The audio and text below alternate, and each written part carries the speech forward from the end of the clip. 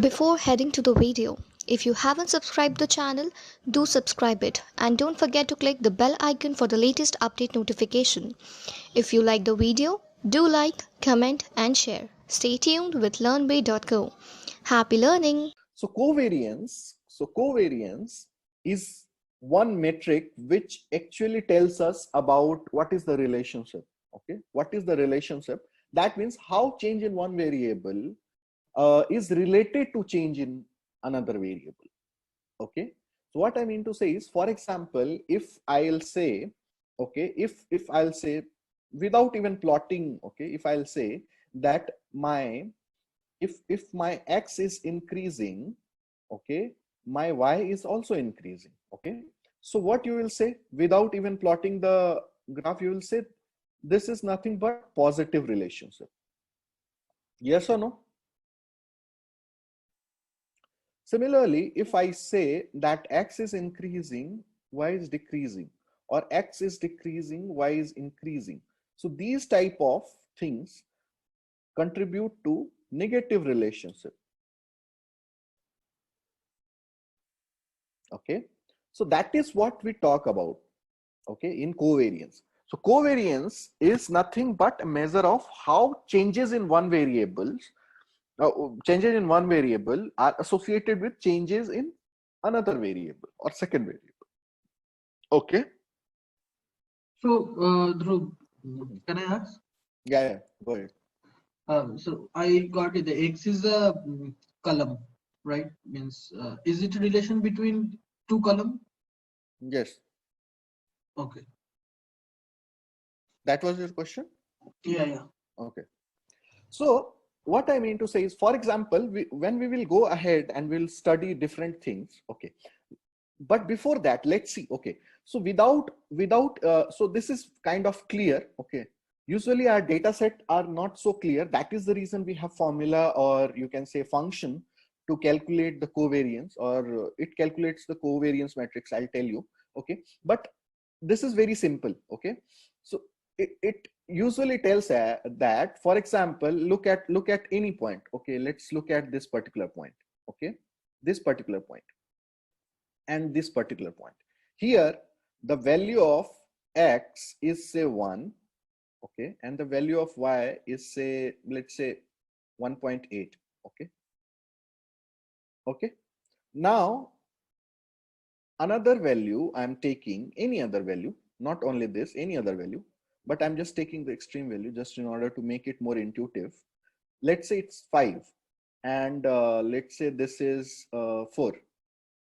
Okay, I'm just putting the value. Okay, now I'm seeing that increase in the value of x is also increasing in the value of y. Okay, so that is the reason I'm telling that it is positively correlated. Okay, here I'm seeing that change in one variable is, resulting in negative change in another variable. What I mean to say is, for example, x is increasing, I'm seeing that y is decreasing. Yes or no? Here the value of y is maximum, here it is minimum. Whereas on this particular point where y is minimum, x is maximum, right? With respect to these points on the left, correct? Similarly, vice versa, here x is minimum, y is maximum, kind of, right?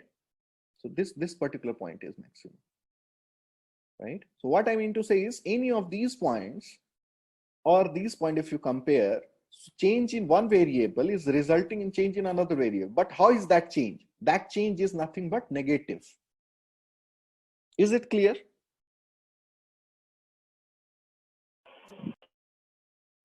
Okay. Yes. Now usually we use covariance only for the sign of relationship. What I mean to say is, from covariance we will only get to know what is either it is positive or negative relationship. Okay, how we will see just now. Okay, now look at the formula. Okay, look at the formula. Okay, look at the formula. Now see, this is the relationship between x and y.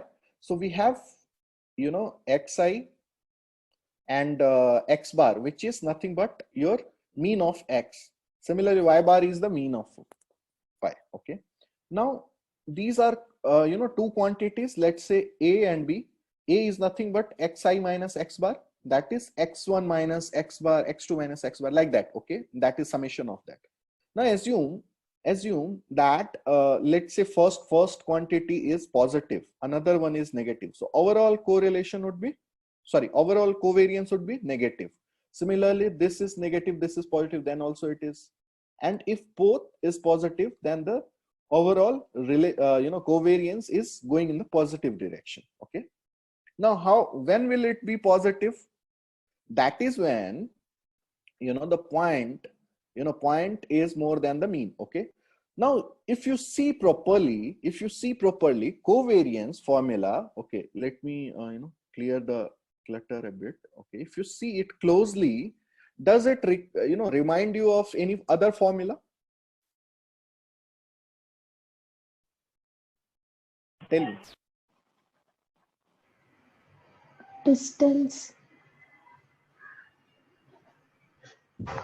Variance. You Product remember, of variance. right? It's a product of two variants, Yeah. both the variables. No, not the product of the variance, but what I'll tell you. Okay, intuitively you will understand. Okay, sign you have understood, when it will be positive, it will be negative, right? Now I'll tell you how it is same as variance. Okay, what is the formula of variance?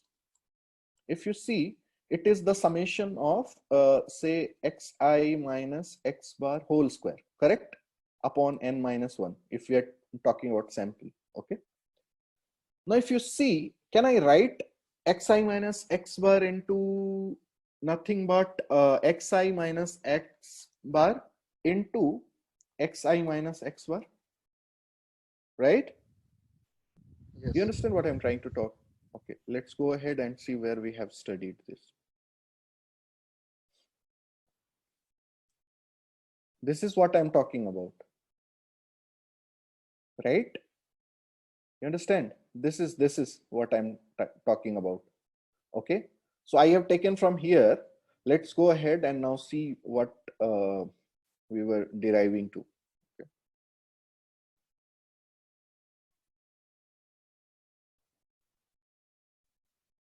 Okay, here. So that was square. So I have reduced the square just by multiplying both terms, right? If you see it closely, this is covariance of x and y, right? That is the reason here it is x, here it is y. Can I tell the variance is nothing but covariance of x and x? You see, hello? Now, if you see closely, covariance, variance is nothing but intuitively a covariance of x with respect to itself. And that is the reason instead of y, x and y, we have put x and x. And that is precisely the you know, formula of variance. Okay. Now what is variance? Variance was nothing but, we were talking about variability, correct? Variability of a particular variable, correct?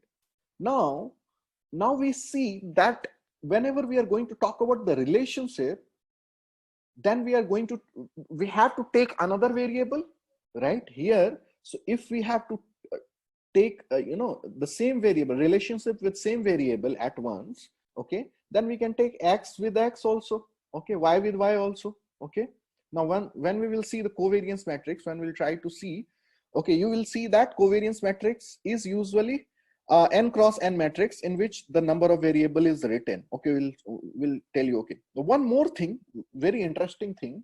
Okay, now tell me one thing, if you have to find out the relation you know, relation of a variable with itself, will not it be always positive? Why I am saying so? For example, if you have, okay, let me, okay, so for example, if this is my variable, okay, let's say x, okay, and value of x is 2, 4, 6, 8, like that. Okay.